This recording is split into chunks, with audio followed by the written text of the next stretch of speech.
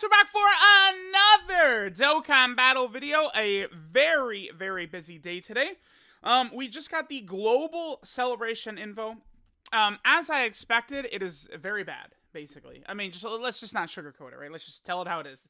It's not good. Celebration doesn't seem that good. I think this is to be expected, though. I feel like the way they've set things up, right? So, just follow me for a second here.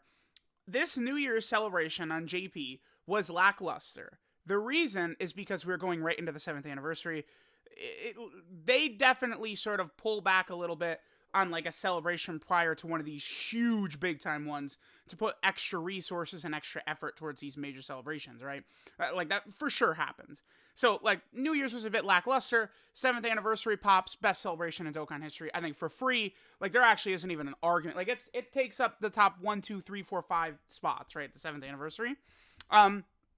So, like, makes sense for JP that the celebration wasn't really that crazy. But then when it comes to Global, right, Global doesn't have the anniversary coming next. That's why, like, thinking about it, I think it is good that it seems like they have positioned Global yet again to share a celebration with JP, because Golden Week is probably going to be very, very good.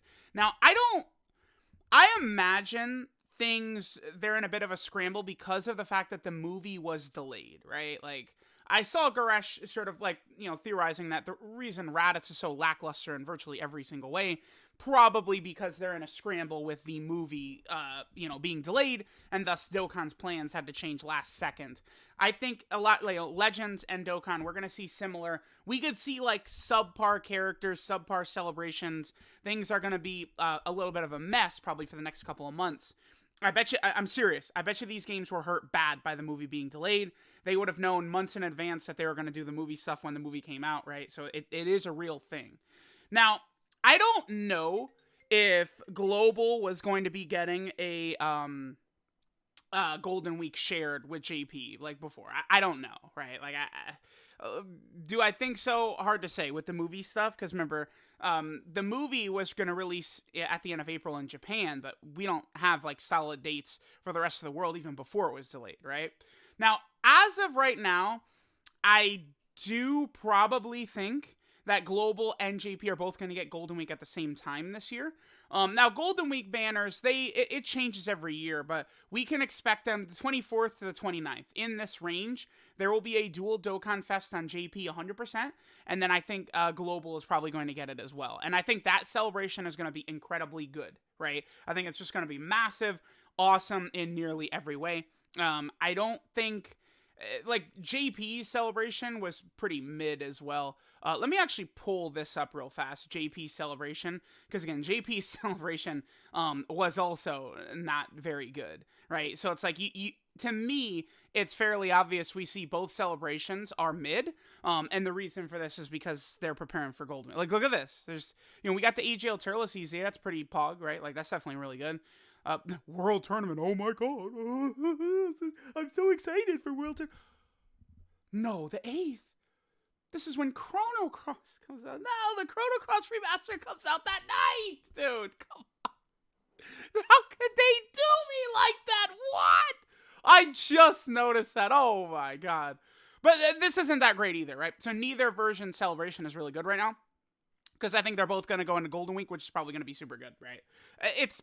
There's a potential that they might have sort of poached some events from, like this celebration right here, and like sort of like are moving it to Golden Week or something like that. Like, who knows for sure, but I'm sure things are a scramble, right? So let's go and take a look at what we got right here. So we got login bonus, we got missions, the banners. I mentioned this a lot. I talked about this in the data download video. The banners are absolutely god-awful. I don't know if they'll be changed. We do know that there are going to be discounts and there's going to be tickets, which could be really good for Global, but I can't say yes or no to summon until we see what the actual Global banners look like, right? Goku and Kid Buu individually are absolutely worth summoning for. Goku, right? Like, I'm just thinking about it in terms of like JP, right? Post 7th anniversary leader skill meta. Goku Family 180%, Pure Saiyans 170%, Beyond Super Saiyan for Goku, this is a 200% team. Goku is on a lot of legitimate teams right now, right? There's very few teams you actually want to run right now in Dokkan, and Goku is on a lot of them, right? So you get major value from this guy.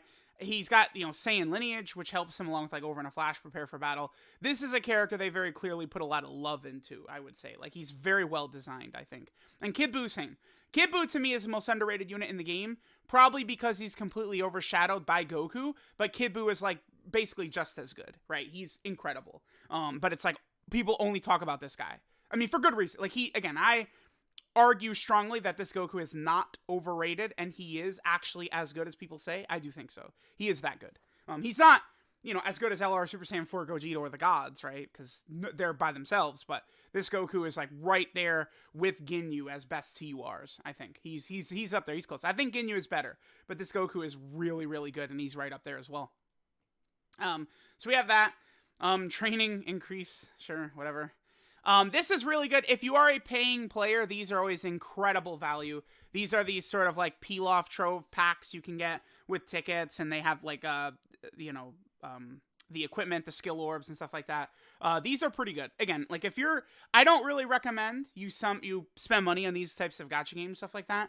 But if you're going to, getting yourself the peel-off trove packs can be very, very good. Then we have the Elder Kai banner. This is, it's there, it is what it is right there. We have Stone Sales. Seems like it's a bit better than usual. Yeah, okay, that makes sense. Is this, okay, so Global gets the new stage of the Dokkan event. One thing I want to point out, I didn't really talk about this earlier, I forgot. On JP, they actually just made this Goku Dokkan event permanent. Because the panel missions for version Z Goku does require the medals from, I think it's the AGL Super Saiyan 3 stage right here. So this is permanently up now. This Dokkan event. It used to be up, on AGL Day, which is Monday for Global. Friday is Physical Day for Global. And then Hero Day, which is Sunday for Global. So Goku was up Sunday, Monday, and Friday, right? His Dokkan event. Now it's up permanently. So that's a good change. Global will get that. I mean, who knows? But Global will get that eventually. The stage being permanent as well. The new stage added to the Kid Buu Dokkan event as well. A bunch of story events come back. The free-to-play EZA characters come from these, right? And then Battlefield, sure. Wait, what is this? Just extra growth missions? Okay. Sure. It looks like there's some good stuff in here, right? Like orbs, Kais, stones. Okay, could be good. Extra missions like that. The type banners return. I am going to tell y'all right now, if you put any stones in this, you're making a huge mistake. These characters all suck. Super Buu, I guess he can be a little bit okay. They're absolute ass cheeks. You are horrible. This Gohan could be okay, but I mean, it's like, the thing is, Gohan and Kabe, they have to be on rotation to stack up their 9-turn defensive buff. And now it's like, with Red Zone and stuff like that, they could start getting hit hard. The aging process, again, 7th anniversary is a huge power shift. Hit is still actually really quite good. Hit is probably, I would say at this point, I probably would deem Hit the best of the 50% supports, especially what he does with LR Hit and God Goku, right? Remember that they are an extreme class unit. Pan is awful. And then I guess this Rildo, he's okay, right? Like he's okay for like Super Battle Road. Yeah, so let me know what you guys think. I really don't think, like, going for these 50%, people are going to do it because they don't have them. But it's like you pull them and you're not going to get much use out of them besides, like, Battlefield. That's it. Battlefield, they could be helpful. But outside of that, I don't know. Hopefully they will EZA. I imagine they'll EZA at some point. And then, they might be back on more easily obtainable banners, is what I think. Here's the EZA area. This is going to introduce these 3 characters over here. Great Saiyaman 1 and 2, very good for Super Battle Road with the multiple different attack debuffing that they do. High chance to dodge, very good for Super Battle Road. And special pose support, strong unit. This character is really good for the Realm of Gods team, right? Being able to guard, they get basically free key. They're supporting a little bit. They're healing. They're buffing all allies, attack and defense right there. You put this unit in slot 1, they could perform pretty good. I think They probably would get hit sort of hard in red zone. I should test it out, but they're okay. And then Gohan and Videl, they could get very high damage, you know, with this 50% buff for 9 turns. But I don't know. I would probably say that their defense is too low now, right, with the red zone and stuff like that. But these are 3 pretty solid free-to-play units. Again, designs are pretty good for them, I think. We have the Android Cell Saga Stage being added to Super Battle Road. Just a bunch of other story events, stuff like that coming back. Weekend login bonus missions and weekend summon banner. Fine, I guess. And that's it, right? Not really too much going on here. Pretty bare bones. There is still more coming, though, for like kind of like a soft part 2, right? If we go to, so this is the JP timeline of events right here. You know, December 28th is when a lot of this stuff came out. Remember that these characters who are already out on Global came out on JP during this time. All these like Awakenings and EZAs and stuff like that, which Global already got, so it weakens the celebration even more. But Global definitely will be getting all of these characters. There's 500 EZAs right here. This batch of characters, so Mighty Mask, right?